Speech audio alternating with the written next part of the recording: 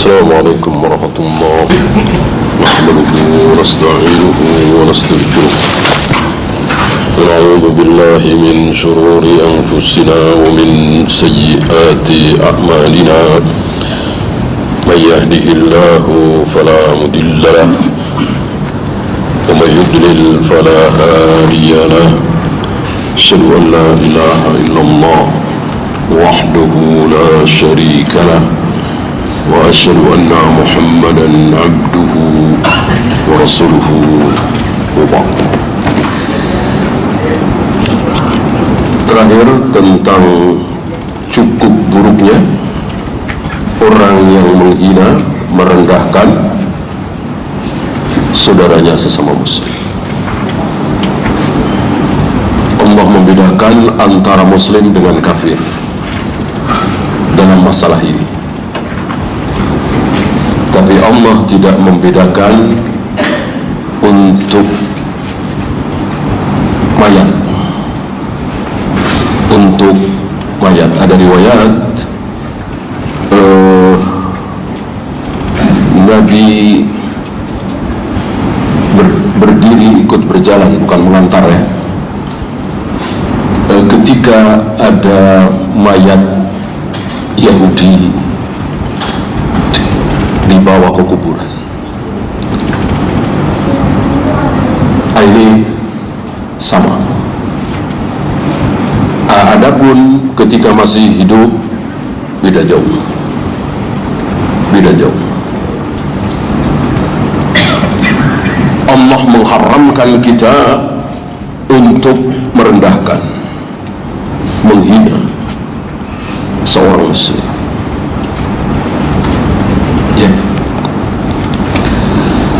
Ya, kita lanjut 1575.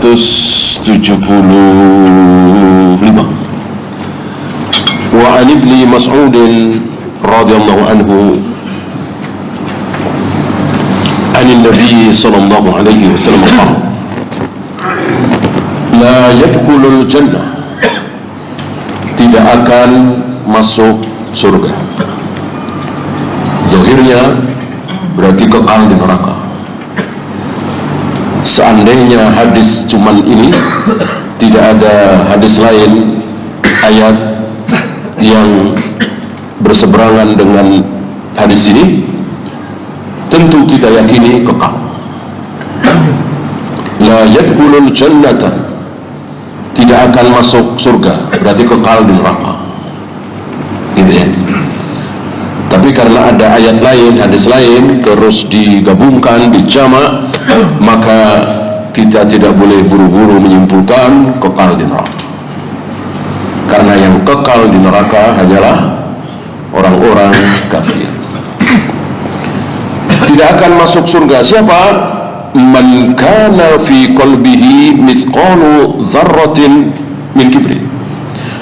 Orang yang di dalam hatinya ada kesombongan, dan kesombongan itu tidak banyak, sedikit, bahkan sedikit sekali, sebesar zarrah, debu, kecil sekali, sedikit sekali. Tapi kalau itu sombong, tidak akan masuk surga. Apa yang dia sombongkan? Di sini. Kalau dibanding dengan ketaatan iblis, kehebatan iblis, ilmunya iblis, apalagi jasa iblis, maksudnya pernah memimpin para malaikat untuk menghabisi jan dari bangsa jin, ini mempunyai kedudukan yang tinggi iblis. Salahnya cuma satu, dan bagi sebagian orang mungkin salah kecil, tidak mau sujud kepada Adam ya. Tapi dengan menyombongkan diri itu, ketidakmauan iblis untuk sujud kepada Adam itu dengan menyombongkan diri. Ini berbeda dengan ketidakmauan saudara-saudara kita untuk sholat, untuk saum, untuk zakat, untuk haji. Banyak yang tidak menyombongkan diri.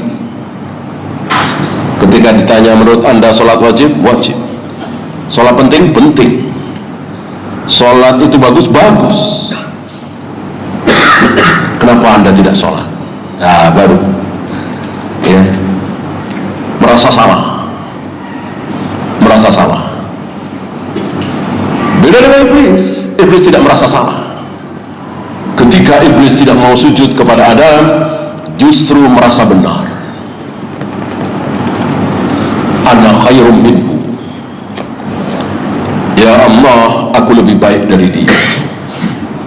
Khalaqtani min nar wa khalaqtahu min tin.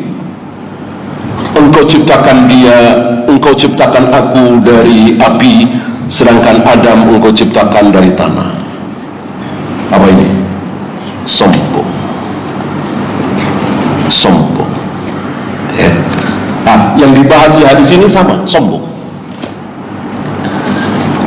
Faqala rajul, mendengar sabda Nabi ini bahwa ada orang sombong tidak akan masuk surga walaupun sombongnya itu seberat debu. Seorang laki-laki bertanya kepada Nabi, innar rajula yuhibbu ayyakuna zawbuhu hasanan. Ya Rasul, seseorang atau kita semua menyukai, senang kalau pakaiannya bagus, wa na'luhu hasanatan, sendalnya, sepatunya bagus.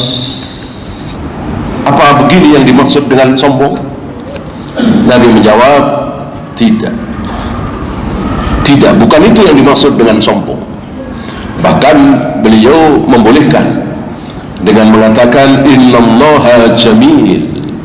Allah itu jamil. Ini isim fa'il dengan sigat fa'ilun, bukan fa'ilun. Isim fa'il kan mestinya fa'ilun, ini fa'ilun, dan itu banyak. Seperti Allah rahimun, azimun, alimun, ya, bukan alimun. Mestinya isim fa'il kan sigatnya seperti itu, wazannya seperti itu. Innallaha jamilun, Allah itu indah. Yuhibbul jamal, Allah menyukai yang indah-indah. Allah menyukai keindahan.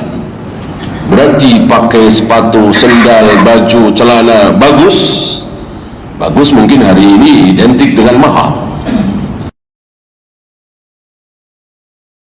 Bolehkah? Boleh. Ya. Allah membolehkan beberapa kesenangan yang halal tentunya, ya. Bahkan yang sesuai dengan fitrahnya, seperti fitrah wanita suka yang hiasan, mungkin bunga-bunga. Allah tidak mengharamkan karena itu sesuai dengan fitrah.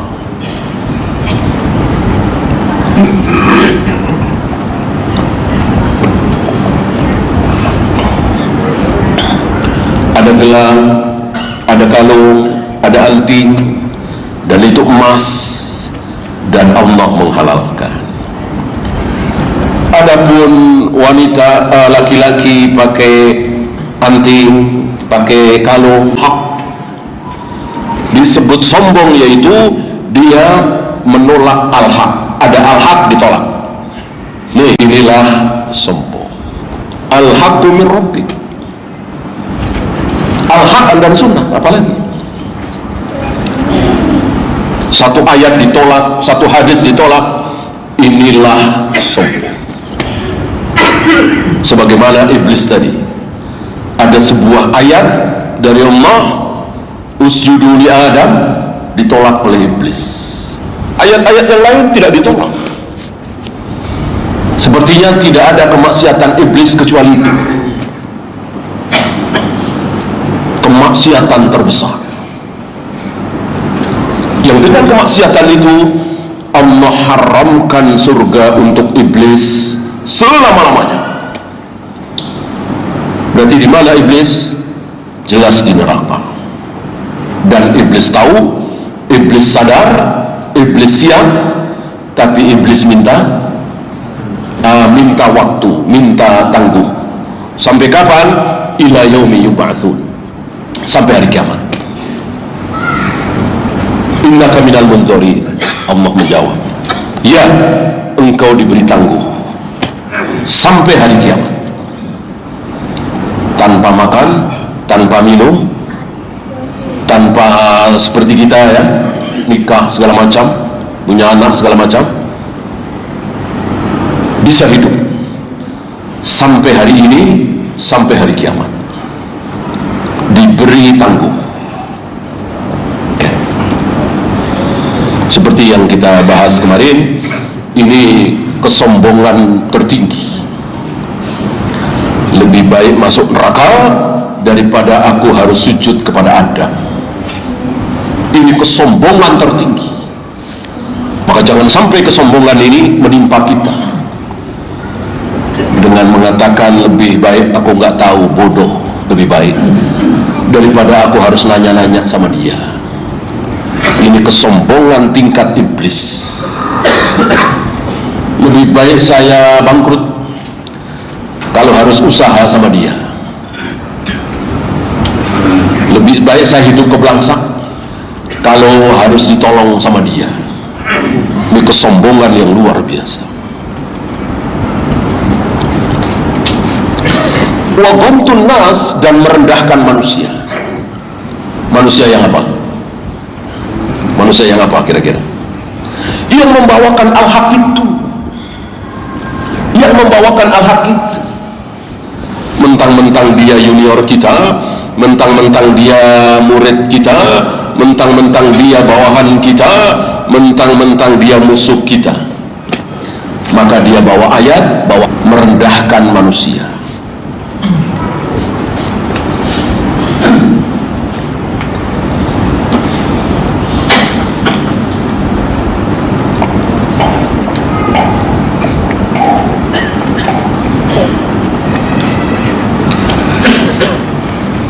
Saya teringat 2001 apa 2002 ya, ketika seorang tulab di negeri kita ini diajak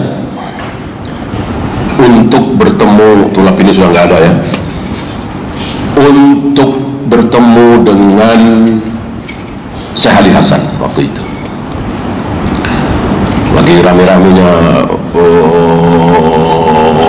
Laskar Jihad, itu masih ingat ya.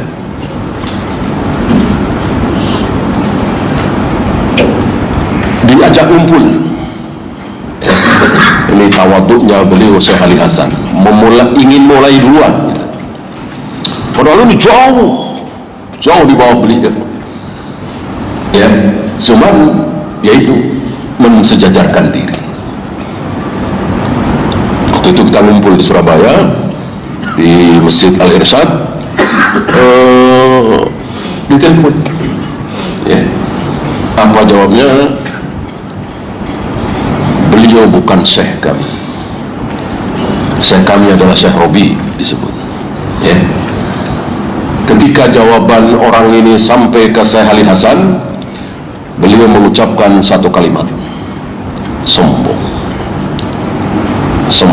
ya.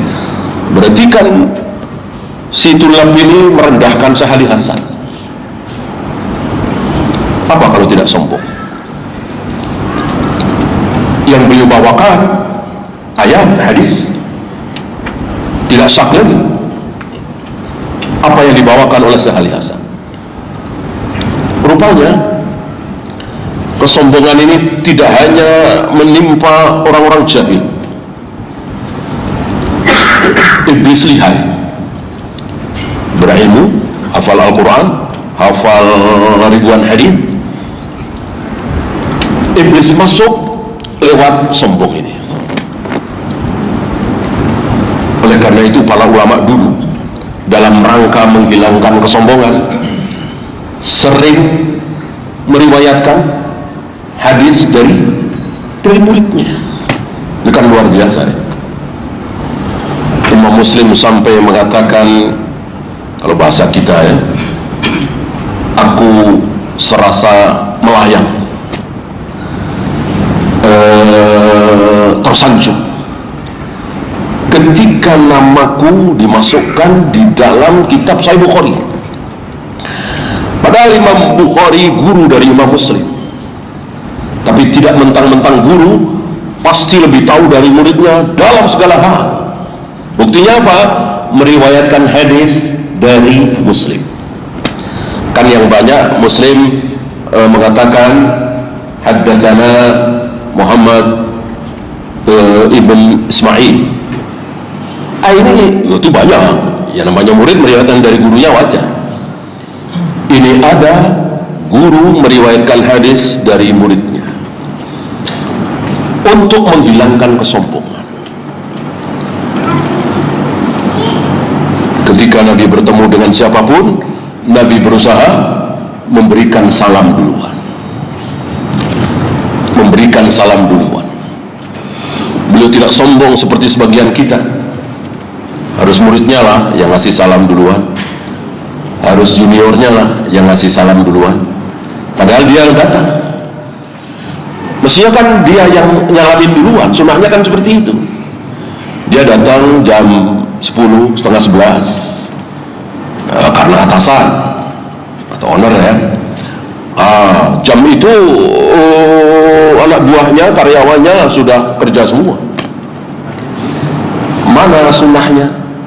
Mana yang sunnah? Yang datang memberi salam apa dikasih salam? Tentu memberi. Sebagaimana pembahasan kita waktu itu ya, yang menelpon yang memberi salam apa yang ditelepon? Tentu yang menelpon.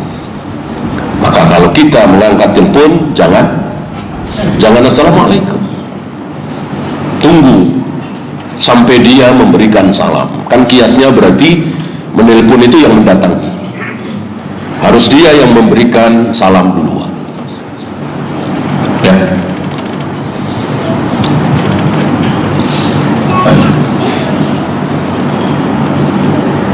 Ya, kita lanjut 1576. Beliau tidak menurunkan fawaid dari hadis ini karena ini pengulangan dari hadis 612. Antum bisa buka sendiri nanti 612. Kita lanjut 1576. Wa'an Jundub ibn Abdullah, dari Jundub, kadang dibaca Jundab bin Abdullah radhiyallahu anhu. Qala Rasulullah sallallahu alaihi wasallam, qala rajul, ini sabda Nabi, ada seorang laki-laki yang berkata kepada temannya. Sepertinya ini kejadian sebelum Nabi lahir, kejadian pada diri Bani Israil. Hanya tidak disebut di sini kisah panjangnya. Wallahi la yaghfirullahu li fulanin, demi Allah, Allah tidak akan mengampuni si fulan. Mungkin karena dia melihat si fulan ini pemabuk, hampir tiap malam mabuk, penjudi, pezina, jarang sholat misalnya, tapi muslim ya, beriman ya. Kejadian sesungguhnya adalah Bani Israil ketika dia berteman atau bersaudara dengan ahli maksiat. Ya berzina, ya berjudi, ya minum khamr. Maksiat itu kan apa? Barang lama ya, bukan hal yang baru. Bahkan yang katanya aneh, yaitu laki-laki suka laki-laki, perempuan suka perempuan, ini baru apa lama? Lama sekali, ribuan tahun yang lalu sudah ada. Umat Nabi Lut, diambil dari kata Lut di negeri Sodom, maka istilah sampai sekarang Lut, liwat di negeri Sodom ya. Rupanya istilah ini dari Ahlul Kitab ya.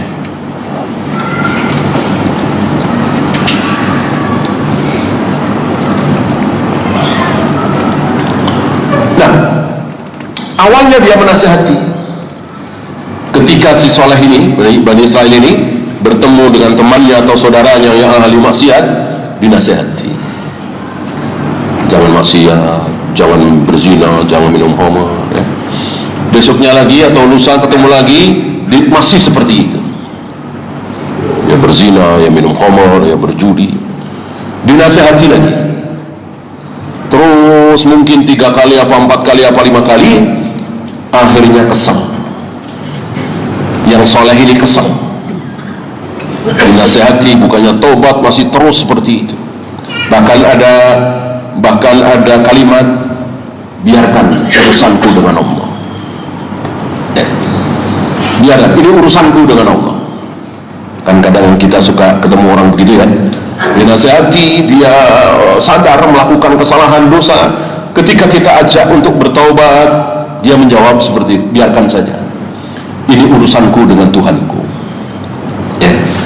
Kalau aku mencuri, kalau aku membunuh, kalau aku merampok, kalau aku korupsi, itu urusanku dengan manusia. Ini aku berzina, minum khamar, mabuk, urusanku dengan Allah. Ya. Kesal rupanya si yang soleh ini, lalu mengucapkan kalimat ini, wallahi demi Allah, la yakfirullah, demi Allah, Allah tidak akan mengampuni. Bersumpah, ya, mungkin saking keselnya. Faqala Allah Ta'ala, lalu Allah mengatakan, ini dohirnya bukan di dunia, dohirnya bukan di dunia, karena diajak bicara ini si fulan ini, kan gak mungkin seorang manusia bukan nabi diajak bicara oleh Allah, kan tidak mungkin. Ini di akhirat. Setelah sampai di akhirat, berhadapan dengan Allah, lalu Allah mengatakan, man dalladhi yata'alla alayya alla aghfira li fulan, siapa yang berani bersumpah atas namaku, wallahi demi Allah, bahwa aku tidak akan mengampuni si fulan. Ya, engkau berani bersumpah seperti itu. Padahal jangankan dia, jangankan para sahabat, Nabi saja, manusia termulia di muka bumi ini, tidak tahu maunya Allah. Si fulan ini mau dimasukkan surga atau neraka, Rasulullah tidak tahu. Si fulan ini dosa-dosanya akan diampuni oleh Allah atau tidak, Rasul tidak tahu. Jadi berani-beraninya, bukan Nabi, bukan Rasul, berani bersumpah, wallahi la yaghfirullahu li fulan, demi Allah, Allah tidak akan mengampuni dosa si fulan, dosamu. Ya. Inni qad ghafartu lahu, kata Allah di depan orang ini, demi kemuliaanku, sungguh aku ampuni dia, si fulan itu. Wa ahbattu amalak, dan aku hapus amal-amalmu. Terbalik. Nah, di hadis tadi, bukan di hadis ini ya, akhirnya yang ahli maksiat itu diampuni oleh Allah, masuk surga. Yang ahli taat ini, karena berani bersumpah demi Allah dengan sumpah yang buruk ini, Allah hapuskan amalnya, masuk neraka. Jangan sampai kita bernasib seperti orang ini. Maka ketika kita melihat ahli maksiat, ya pezina, ya pelacur, ya penjudi, ya pemabuk, tahan mulut kita. Jangan pernah mendahului Allah dengan mengatakan sulit dosamu untuk diampuni. Jangan. Allah Maha Pengampun, Allah marah. Sifat dia yang luar biasa Maha Pengampun, tiba-tiba kita coret dengan mengatakan nggak mungkin Allah mengampunimu, dosamu terlalu besar. Dan kecuali kalau engkau bertaubat. Nah, ini pun nggak boleh. Emang kalau tidak bertaubat pasti tidak diampuni? Kata siapa? Nanti akan datang hadisnya. Bahkan hadis ini salah satu fawaidnya yang dikeluarkan oleh beliau, Allah bisa saja mengampuni para pelacur, para germo, para pengedar narkoba, para penjudi, bahkan ahli bid'ah tanpa taubat. Kenapa? Karena Allah Maha Pengampun. Kalau harus melalui tobat, kalau nggak tobat nggak akan diampuni, berarti nggak Maha Pengampun. Sifat Maha Pengampun itu apa? Tidak peduli, nggak peduli mau dosanya sampai setinggi langit. La ubali, kata Allah, aku tidak peduli. Aku mau ampuni, ya ampun. Sebaliknya, cuman minum khamr segelas atau setengah gelas, ya, tapi Allah nggak ampuni, ya neraka dulu, siksa dulu, atau minimal mengurangi pahalanya, timbangannya ada mizan. Di sini maka tidak boleh kita menyombongkan amal kita, mentang-mentang puluhan tahun tidak pernah telat sholat berjamaah, puluhan tahun tidak pernah putus sholat tahajud misalnya, puluhan tahun selalu puasa Daud misalnya, lalu mengandalkan amal ini, bolehkah? Tidak boleh. Sebaliknya, kita memastikan saudara-saudara kita yang ahli maksiat pasti neraka, juga tidak boleh.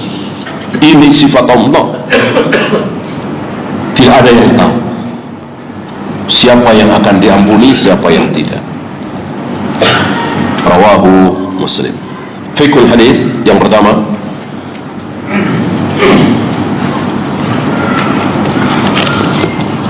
at-tahdhiru min ihtiqaril muslimin wal isdira'i alaihim. Peringatan jangan sampai merendahkan sesama muslim, mengecilkan, menghina, menghujat, mencaci, memaki. Ini semua maksiat, betul-betul jahat. Tidak boleh ada. Kalau dia muslim, kalau dia beriman seperti kita, berarti mahal sekali iman itu, mahal sekali. Ketika seseorang sudah mengucapkan asyhadu an la ilaha illallah wa asyhadu anna muhammadar rasulullah, maka dia punya hak terhadap kita. Bagaimana marahnya Nabi kepada Usamah ketika Usamah membunuh, ini dalam peperangan ya, dalam peperangan kalau tidak dibunuh ya membunuh. Padahal yang dibunuh ini sudah teriak asyhadu an la ilaha illallah wa asyhadu anna muhammadar rasulullah. Ya, rata-rata orang kafir insya Allah tahu hari itu bahwa siapapun yang mengucapkan syahadat sudah menjadi seorang muslim, tidak boleh diperangi, tidak boleh dibunuh, kan begitu. Marah diulang-ulang. Engkau bunuh orang yang sudah mengucapkan syahadat, engkau bunuh orang yang sudah mengucapkan syahadat. Sampai Usamah bin Zaid ketakutan.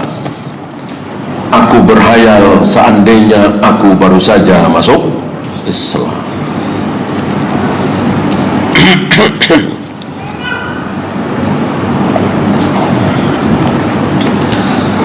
Kemudian sa'atu rahmatillahi wa maghfiratuhu li'ibadihi.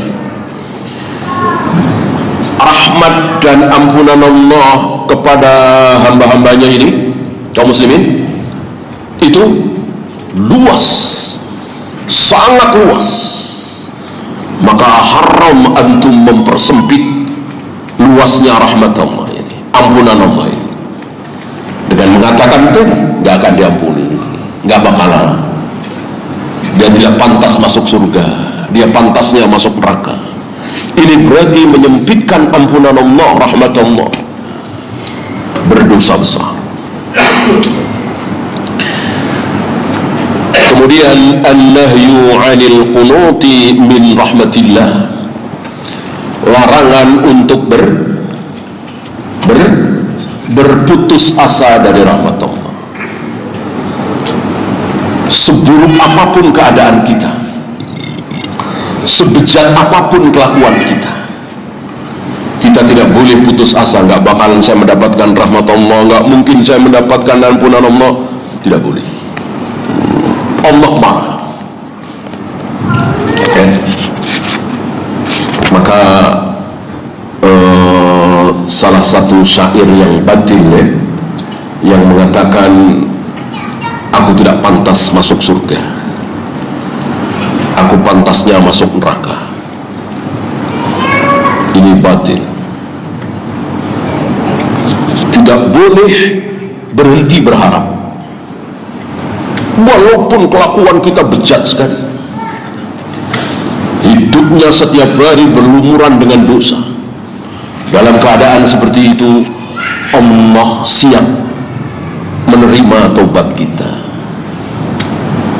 Ya.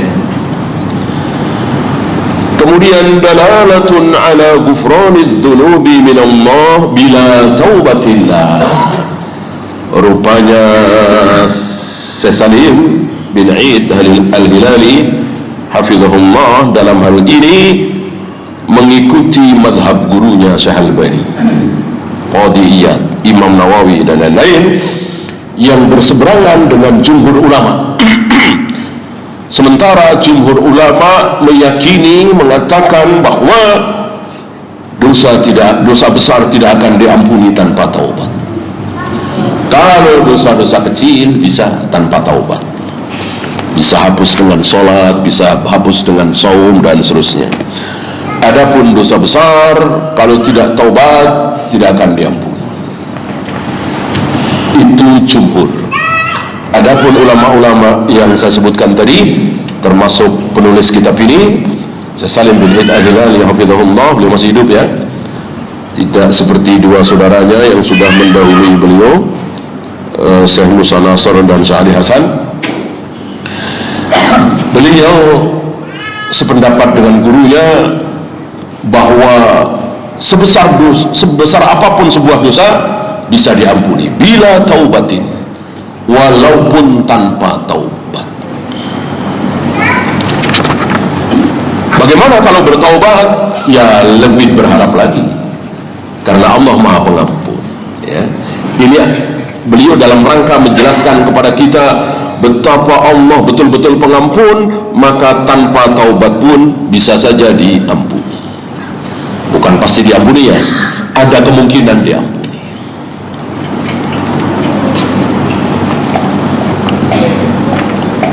Yang sholat 5 waktu ibarat seseorang yang depan rumahnya ada sungai.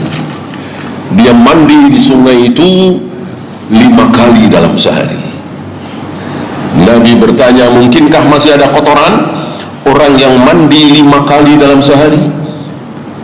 Para sahabat menjawab, tidak ada kotoran lagi ya Rasul. Kata Nabi, itulah orang yang sholat 5 waktu. Mungkinkah nggak ada kotoran, itu kotoran dosa-dosa kecil, sementara dosa-dosa besar masih ada? Tentu ini perumpamaan yang apa istilah kita, yang jauh panggang dari api. Kalau perumpamaan seperti itu, yang dimaksud nggak ada kotoran, tentu yang besar-besar itu. Maka tegak hujah dari minoritas ulama ini ya, maksudnya yang sekarang ya. Kalau zaman sahabat, tabi'in, atba'u tabi'in ya mayoritas ya. Karena jumhur dengan bukan jumhur dilihat dari waktunya,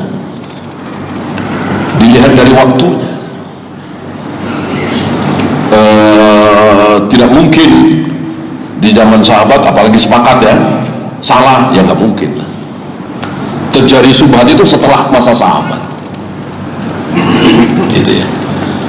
Kalau sahabat ada yang salah terkena subhat, ya minoritas yang mengatakan bahwa wanita mandi junub harus basah seluruh rambutnya, kan cuman Ibnu Umar. Akhirnya beliau rujuk setelah dikasih tahu oleh Aisyah, walaupun Aisyah agak asar ngomongnya, tapi tidak langsung ya. suruh Ibnu Umar perintahkan para wanita untuk menggunduli rambutnya saja. Ini kan ngomongnya agak nyakit ya. Ini dalam rangka membungkam subhat ini salah. Walaupun keluar dari mulut Ibnu Umar salah. Ibnu Mas'ud, Ibnu Abbas mengatakan, aku khawatir kalian akan dihujani batu dari langit. Kenapa? Qultu qala Allah wa qala Rasul, qultum qala Abu Bakar wa Umar. Kan seolah ini merendahkan Abu Bakar dan Umar. Ya bahasanya kurang enak lah. Aku khawatir kalian akan dihujani batu dari langit. Aku sampaikan kepada kalian, ini kata Allah, ini kata Rasulullah, bahwa haji tamattu itu ada. Tapi kalian, ini para tabi'in ya, tapi kalian masih berpegang dengan ucapan Abu Bakar dan Umar yang jelas-jelas bertentangan dengan qala Allah wa qala Rasul. Ya, sedikit. Dan tidak ada yang meneruskan, tidak ada penerusnya.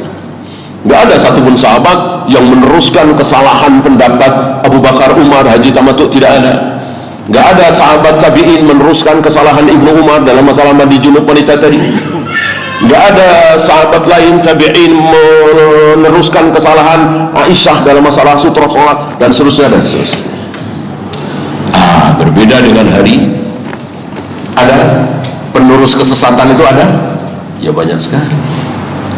Terus diwariskan, didakwahkan, diwariskan, didakwahkan sampai hari ini. Maka beruntunglah kita yang mendapatkan ilmu sunnah. Yang lain terkena subhat, mudah-mudahan kita tidak. Kemudian tahrimul jazmi bihukmi ma yahtassallahu bihi. Haramnya memastikan sebuah hukum yang hukum itu khusus hanya Allah yang tahu. Mau diampuni atau tidak hanya Allah yang tahu. Masuk surga apa neraka hanya Allah yang tahu. Tiba-tiba kita memastikan pasti masuk surga, pasti masuk neraka. Tidak boleh, dua-duanya tidak boleh. Yang buruk tidak boleh, yang baik tidak boleh. Kan memastikan masuk surga kan baik, maksudnya baik. Bolehkah? Tidak. Saudara-saudara kita yang mati di medan jihad, apa misalnya Afgan misalnya, ya kan? Atau perang dengan Yahudi, ya? Bolehkah kita bilang As-Syahid si fulan? Kan sempat ramai dulu ya, As-Syahid Said Kutu, As-Syahid Hasan Al-Banna, Al-Hasid As-Syahid apa dulu Imam Samudra, ya masih dengar ya, masih ingat ya, As-Syahid siapa? Bolehkah? Tidak boleh, haram. Begitu pula sebaliknya, si fulan calon penghuni neraka, terkutuk, laknatullah alaih, kafir, tidak boleh kalau zahirnya dia muslim.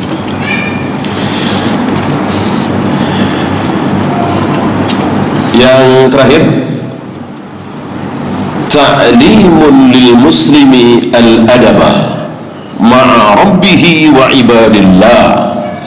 Mengajarkan adab untuk seorang muslim, adab terhadap Tuhannya, adab terhadap hamba-hamba Allah. Apa yang Allah tetapkan sifat pada dirinya, seperti pengampun tadi, tiba-tiba kita hilangkan sifat itu dengan kalimat tadi.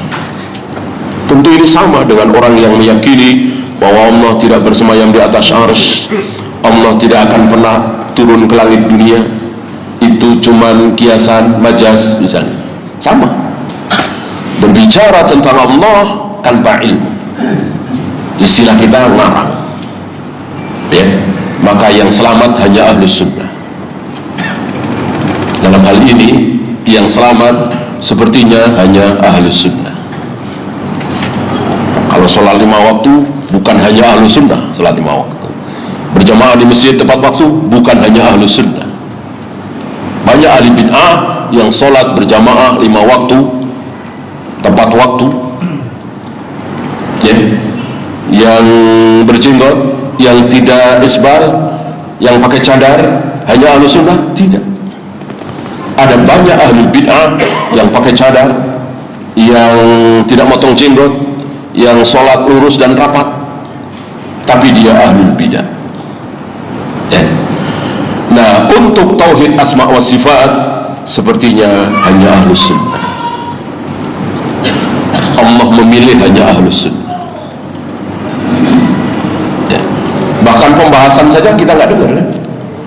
Di luar ahlu sunnah membahas tauhid asma wa sifat sepertinya kita tidak dengar. Kalau toh bahas, salah. Ya. Orang Asy'ariyah, Maturidiyah, Jahmiyah, Jabariyah, mereka membahas tentang Allah turun ke langit dunia setiap sepertiga malam, Allah bersemayam di atas arsy, Allah menciptakan Adam dengan kedua tangannya. Kalau mereka bahas, salah.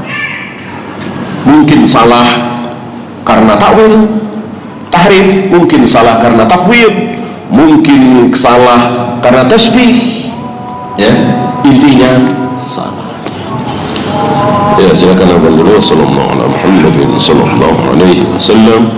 Wa akhiru da'wana alhamdulillahi rabbil alamin.